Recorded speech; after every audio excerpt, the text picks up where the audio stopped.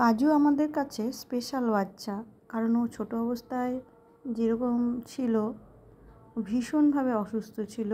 তারপরে যাই হোক সেটা পরের কথা, ও কিন্তু মাঝে মধ্যে অসুস্থ হয়ে পড়ে।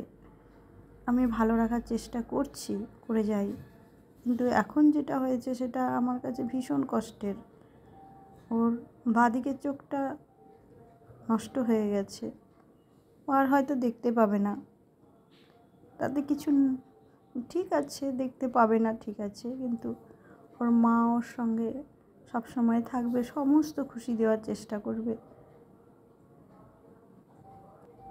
ওর দিকে যখন তাকাচ্ছি এত খারাপ লাগছে, এত খারাপ লাগছে।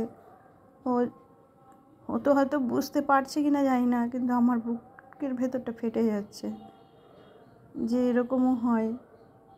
ও যখন খেলা করে খুব ভালো লাগে, লাফালাফি বদমাশিগুলো করে, কিন্তু সুস্থ খুব কম থাকে। কিছুদিন সুস্থ থাকলে আবার অসুস্থ হয়ে পড়ে।